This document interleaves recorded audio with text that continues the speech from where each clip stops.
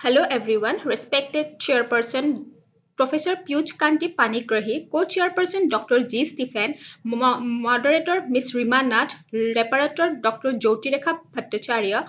I am Sukanya Pathak and I am currently pursuing my Masters in Library and Information Science from Guwahati University. First of all, I'd like to thank you WLAA organization for accepting my paper and giving me an opportunity to present it. This is my first ever presentation in a seminar, so if I do any mistake, please try to forgive me. The topic of my paper is the efficacy of MOOC during COVID-19, and I'll start my presentation with a brief introduction of MOOC. The massive open online courses have emerged in the past few years due to the revolution of online higher education. The concept of MOOC began with the offers of two Canadian researchers, namely George Simon and Stephen Down, who tutored a course in 2008. The course was about connectivism and connectivist knowledge at Manitoba University. More than 2,500 non-paying students, with addition to 25 students from Manitoba University, got attracted and enrolled in the course. The credit of current MOOCs revolution also goes to David Willey and Eli Kuros, as they were a little faster in running on MOOC. MOOC now is working towards globalization of learning. Also, it is working towards to provide education for all from any place at any time of any subject. The next slide is about how MOOC is helping spreading education in India. MOOC can be considered as a subordinate project under the huge wave of digitization that the education system is being witnessing gravely since the 21st century. Given the massive development in ICT, countries all over the world are guided by the inclination to apply the newer advancement in ICT for the upliftment and betterment of education system. As such, the education system of almost all the countries in the world have coincided with the process of digitization or e-learning that encourage online education. And importantly, India is no exception to this big change. Under the several policies that the education system in India has adopted over the years, e-learning has been a very significant and flourishing one. The process of e-learning that conceptualizes the teaching and learning process unaffected by space, place, time, and regularity, and that promise education to all on a massive scale. The Government of India has initiated several schemes like Swayamprabha, e-Pathshala, e-Shod Chindu, and e-Shod Ganga. The implementation of MOOC is one among such many attempts on the application of ICT in the teaching learning process.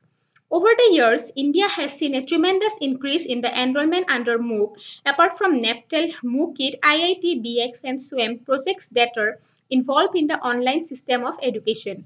The platform of MOOC has been providing through cloud learning, encouraging an e-campus that has quite effective in a country like India with unlimited number of participants and lesser means of facilities that can encourage the acquisition of knowledge available free of cost. The functioning of MOOC has enhanced to a great extent the concept of distance education that India has been venturing for a long time. The platform of MOOC not only provides a series of online lectures but also enables a healthy online interactive session, the discussion and interaction between the learner and the reader. An important role behind the implementation of MOOC in India has been played by the libraries. By promoting e-learning and digitization of contents, libraries are playing a crucial role in uplifting the cause of MOOC in India. The next slide is about a table which helps in establishing the cause of MOOC in continuing the education system throughout the world. The next slide is about some of the MOOC providers around the globe, such as Class Central, uh, Myriada, Coursera, FutureLearn, etc. Moving on to the next slide, I'll discuss briefly the role that the MOOC providers are playing in spreading education during COVID-19. The first is about Coursera. On March 12th, Coursera announced that they will give free catalog access to all higher education institutions impacted by the pandemic via Coursera for Campus. Universities can sign up to Coursera catalog of 3,800 courses and 400 specializations for up to 5,000 of their students. The access will last till the end of July, after which Coursera might consider monthly extension. The next is edX. On March 11, edX launched its remote access program, which allowed its universities partners to provide their students with free access to edX catalog. In mid-April, edX expanded the program to all the universities. The edX online campus is limited to 5,000 course enrollments per university through June 30, 2020. A limited selection of edX catalog is available through the program. The next is FutureLearn. On March 9, FutureLearn campus was announced. It was originally supposed to launch in the late 2020, but the company fast-tracked it and offered it for free to its partners. It is different from what Coursera and edX offer. FutureLearn Campus allows universities to offer their own courses to their students by hosting on FutureLearn for free. On March 4, the company announced FutureLearn Campus will give its partners a way to give their current students and staff free upgraded access in short courses across the platform until at least the end of September 2020. The next is iCourse. On 1st February, iCourse announced free MOOCs for the public. 3,900 plus free credit eligible courses for universities and free SPOC tools and service for teachers. The initiative has been leveraged by 13,000 plus university, 500,000 teachers and 9 million students from February to April. Moving on to the next slide, it is about how Swamprava is helping India to spread education in an online mode. It is very important to mention that MOOCs plays a vital role in disseminating of education to each and every corner of India. Remaining committed to education for all, the central government consolidated its efforts before and during the lockdown period to enable the students to keep in touch with their studies. Under the leadership of Dr. Ramesh Pokhriyal Nishank during the lockdown period, the students were offered online education through Swamprabha channels. Also, the learners users are being trained through the special training sessions 5 times a day. Every student can access free content for 4 hours a day. It is undoubtedly a remarkable program started by the MHRD.